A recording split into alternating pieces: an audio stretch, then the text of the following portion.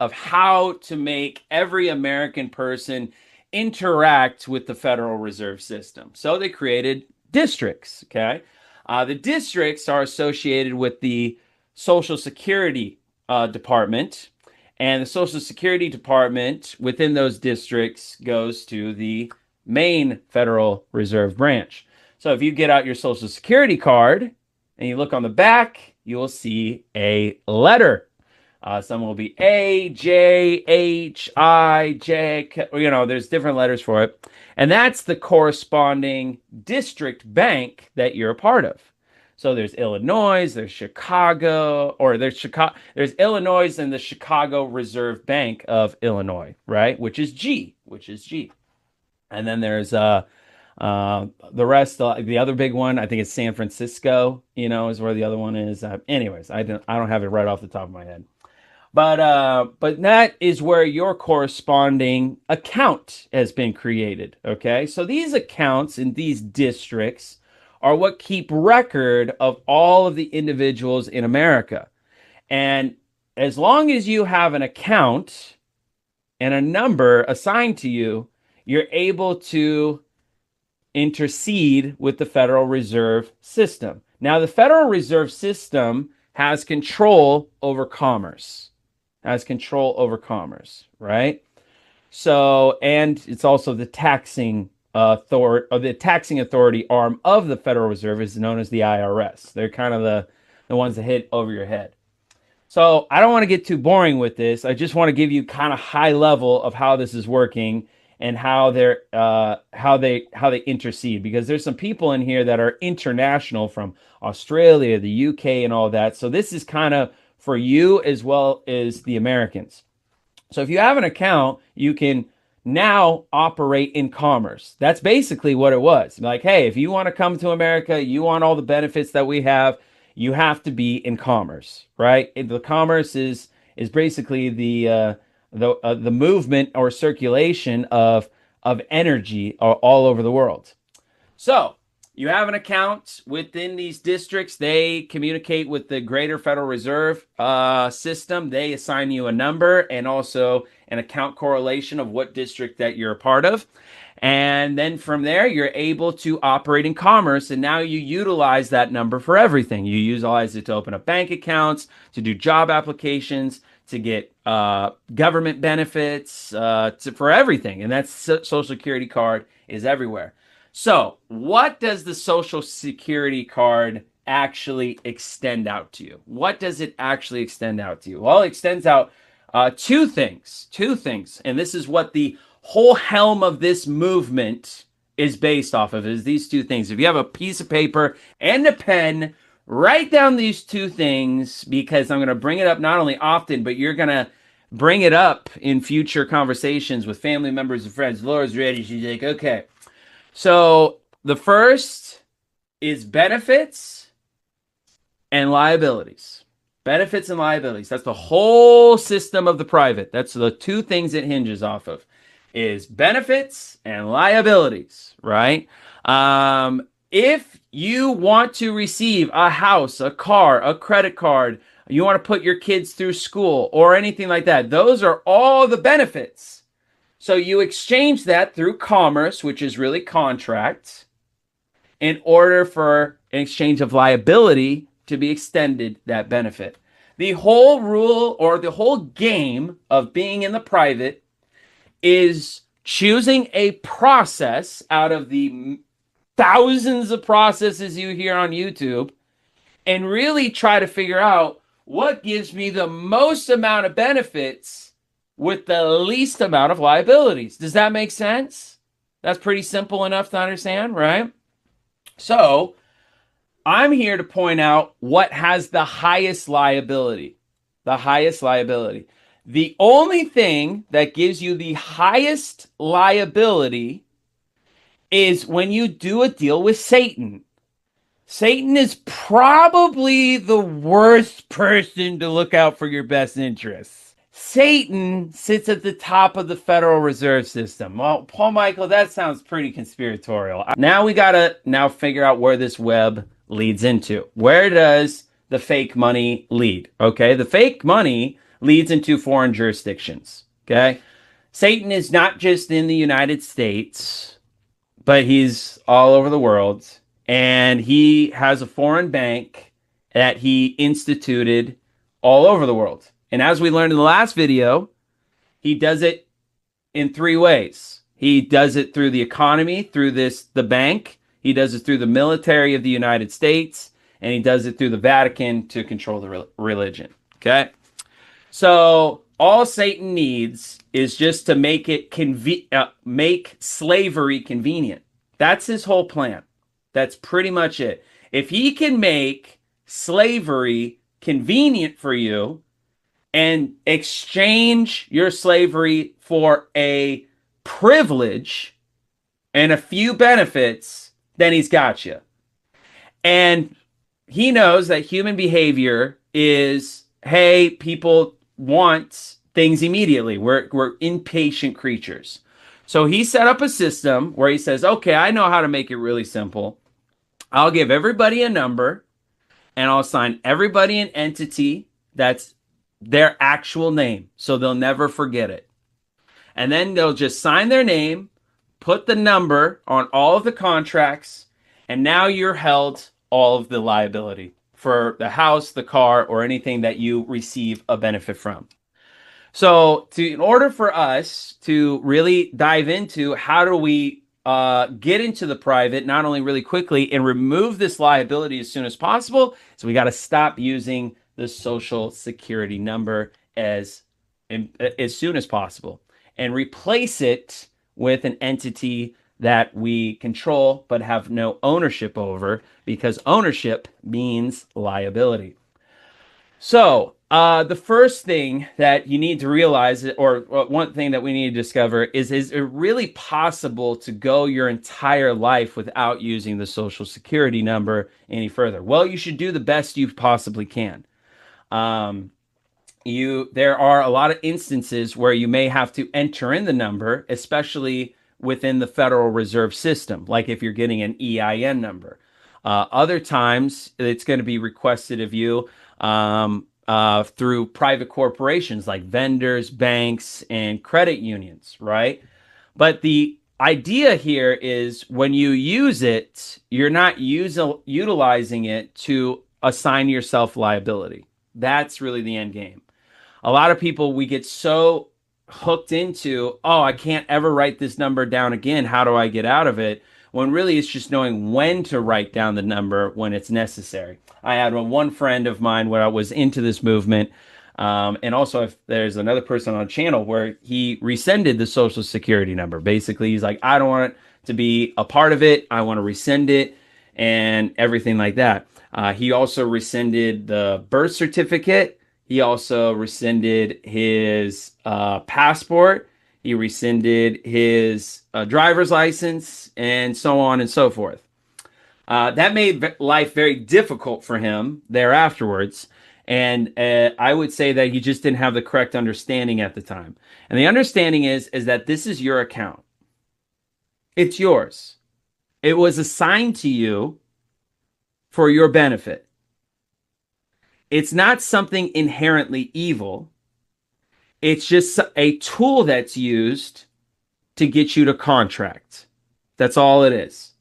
It's only just an account number. There's nothing inherently evil about the account itself. It's just knowing how and when to use the account.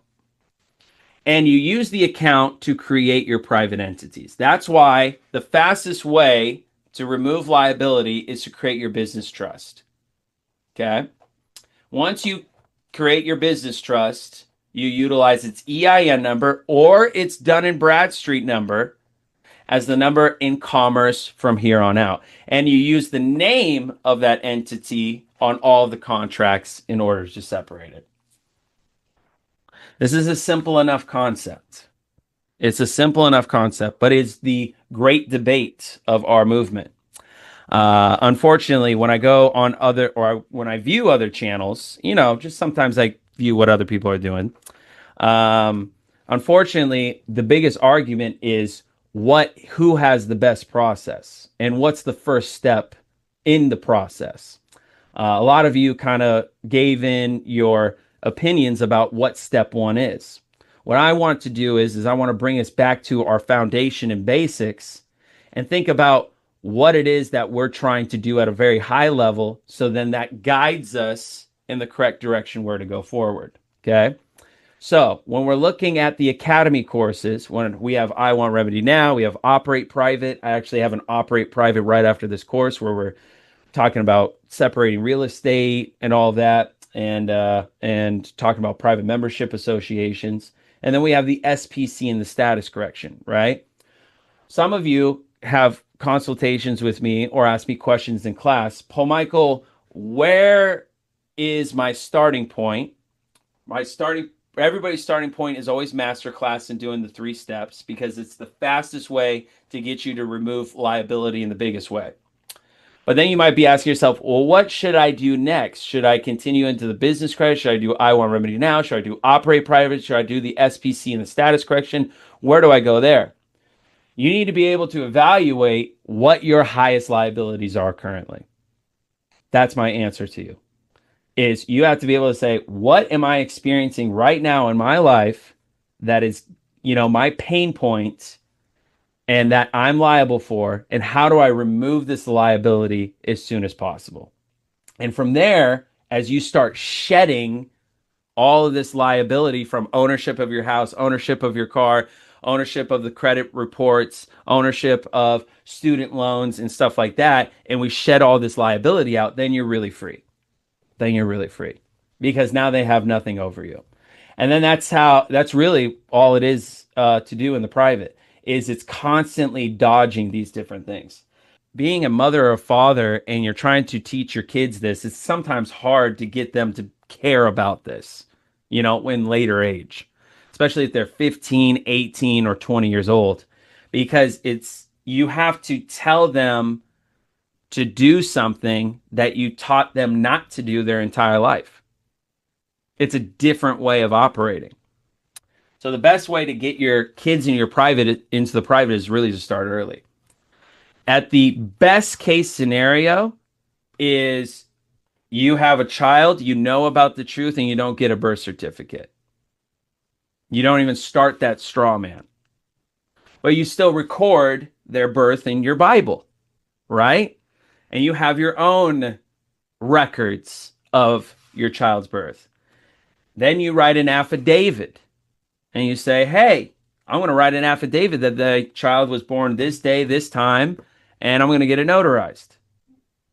Then I'm going to go into, okay, now I'm going to create a private membership association. Yeah. And I'm going to say, this is my family, and this is how it's set up, and this is the assets that we're protecting, and we're in contract with one another. Okay? So now you have your family PMA. Then you go into, and I'm talking from the beginning because I want you guys to see where you are in this process and then apply it where you need to, right? So you have your PMA. Now the next thing that you have to do is now you need to get some form of identification. Okay? So you have your child and you're going to be like, okay, you're here, you're born, and I need to get you a passport. Okay? Now, why is it that you want to get yourself a passport? You need some form of identification. You can do private identification, but it's good to start getting federal identification. And here's the reason why. Because you are allowing them to be you're allowing yourself to claim the identity through the Social Security Administration, or excuse me, the Secretary of State. So the communication with the Secretary of State is basically the status correction documentation, but it's edited because now it's really your affidavit. It's telling the Secretary of State that, you have a child and that you want to get them a form of identification, and then they issue that out to you. After you have the identification, you can now create as many identities as you want. This is what we call the CPN numbers, the credit profile numbers. Now, the CPNs are really just versions of EIN numbers, right? They can also be forms of different. Yeah, I mean, you could do it in many different forms, but it's pretty much EIN numbers, right? And what's interesting about CPN numbers when you're in the private is that your passport doesn't have an address on it. And because it doesn't have an address, and you go to Experian, Equifax, and TransUnion, they treat you a little bit differently. They're like, this person's coming to me and they're saying, hey, I want to create a credit profile. And they're giving me numbers, they're giving me their ID, and they have a bank account. Now, bankers don't know how to deal with you either because they're like, so you're coming in, you're federal. Okay, so what's your social security number? Now, here's the thing. You would think a bank has access to the Social Security Administration, right? Because that's where all the credits like come from, right? But no, they're actually more tied to the bureaus. And the bureaus are attached to the Federal Reserve System and the IRS, but they're not very well connected. They're not very well connected. So as long as you go in with an EIN number, an address, a passport, and a phone number and an email address, you have now just created a whole private profile. Just like that. So easy, so simple. So that's if you got kid. If you're about to have a kid, there you go. There's the whole entire steps that you have to go through to make that happen. Now, what happens if you're in the middle steps? You're like, Paul Michael, I have a kid. They have a birth certificate. I've already gone through, the scenario with them. They have a social security number. What can I do? Well, you can do the same thing that you do for yourself as you do with your child. You just need control over those accounts. You need control over those birth certificates. And that's the other issue that is part of this is not only are they trying to get you to utilize the numbers, but they're not wanting you to have control over these accounts either. So this is where the SPC and the status correction comes in naturally. Okay. So now you say, well, now they have the numbers. Now I have the control of the social security number. Now I have control of the birth certificate. So Paul Michael, can I create CPNs and do what you're saying? You can, but here's the caveat to that is you're already in the system. So you can play the game, but instead of creating a new CPN, you can do one of two things. Number one, and this is the hard way to do it, just letting you know, is you can change your name, you can change your address, you could change your social security number, you could change your phone number, and you could change your email. You only have to change 3 of the 5 in order to create a whole new credit profile. And then you could separate. Okay? Or if you're just like, I got to change my social security number, I got to change my name. This is why most people who are women specifically, newly married, most women who are newly married actually have whole new credit profile numbers because your name changes, your address changes. A lot of times your phone number or your social security number changes because you have a name change and there's an update. So a lot of people go with 2 credit profiles with not even realizing it. But as soon as the bank sits down with you and says, hey, is this your profile? Is this the same profile? You could, if you say yes, and the bank links it, or the bureaus ask you, is this you the same person? You say yes, then they'll link it under one. So for me, when I go into a bank, I've had situations where I just change some of the 3. I change my phone number, I change my email, and I change my address. My name is still the same. My social security number is still the same, but I changed those other 3 things. And they ask me one question, have you had an account with us before? And I just say no. Then they go ahead, enter in all the information, and then they create an account for me. Almost 9 times out of 10, they find that other account. We found another account. Did you happen to live on such and such street? No. Is this your email? No. Well, isn't this your phone number? No. Isn't that your social security number? Uh, I don't know who that is. I was just like, I'm not going to confirm or deny because it only shows you last four digits, right? And I say, I don't know what the other digits are. Well, that is your name, right? Yeah, I mean, that's a profile that I see, but I do not accept that profile. So in essence, I just or in practice, I just created an entirely new account, right? And with that account, I can get lines of credit, I can do everything and restart over. So just doing these simple things, it's not difficult to create a new identity. It's not difficult to operate privately and change things up. It's just sometimes it's life experience. It's just like, oh shoot, some things happen by circumstance. But that's how you could create all these identities. So when I was in, and this was Wells Fargo I'm talking about. So I asked Wells Fargo, what is on that other account? What's on this other? This person owes us a lot of money. Ah, yeah, it's definitely not me. And he's like, but it has your name and it's got the same last four digits. I'm like, don't know who that is. Don't accept it. And you just start over. You just start over. Now, what happens when I sit down with Wells Fargo and they say, well, how can I help you? And I say, I want a secured card. I want a secured card. Mm-hmm. And they're like, okay, you want a secured card and you want to start building credit. And I say, yeah, I do. Why don't you give me a secured card? Here's $300, put it onto the account, and we'll extend that out to you.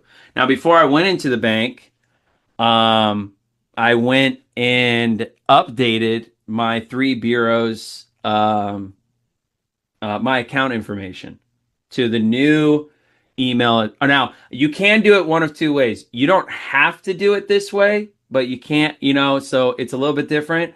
So you could keep the bureau's address and all your stuff of your previous profile the same. And then when you create this new profile with the bank will then start the credit with the bureaus.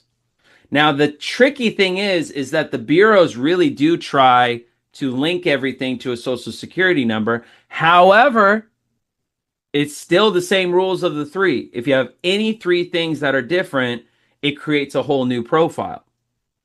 So I go into the bank and I use the bank to create the new credit profile for me, right? So now I have two identities, just like that. And it didn't take me any time at all. It just took me like 10 minutes, right? Not to create a personal account.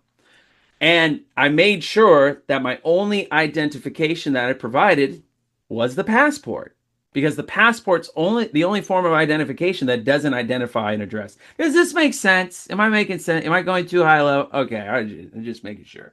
All right, so and that's how you create as many unlimited identities as you want. That's kind of how you get. That's to me a fast restart. But now let's think of our children once again, right? So now let's go to that situation. So now you go in, you just say, what's your name? What's your address? What's your number? Now, what's interesting about if you start your child off in the private and you're utilizing EIN numbers, you can kind of, you kind of choose things that, and I've gone through this a couple times in my head. As I said, what's the best EIN number to get? And everybody, I've heard this 100 times. You gotta get the foreign EIN. And I said, yeah, I could. But I mean, I'm not limited. I'm not limited to any EIN number, right? So whatever EIN number I end up getting, I could just, reduplicate as many times. So sole proprietorship is a good one because it's all about being an individual, right? So sole proprietorship EIN, go inside of there. It's a sole prop EIN anyways.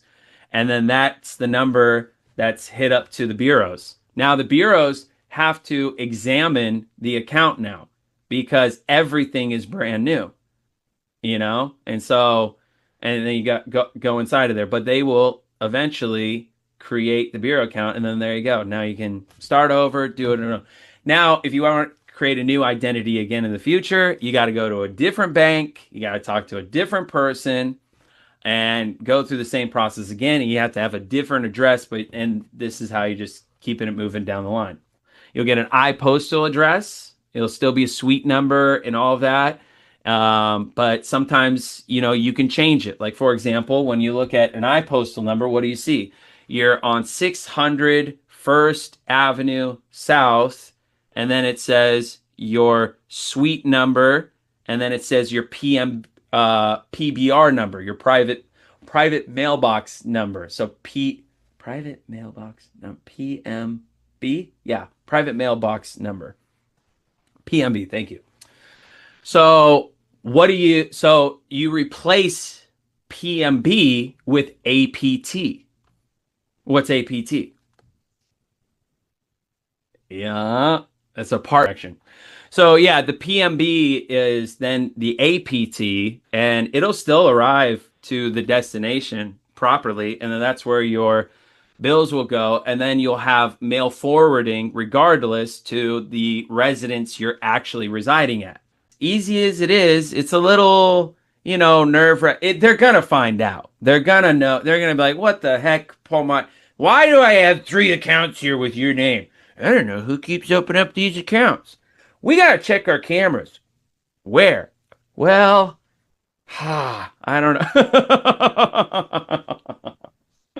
What, tall white guy, short blonde hair? What kind of resources does Wells Fargo have to?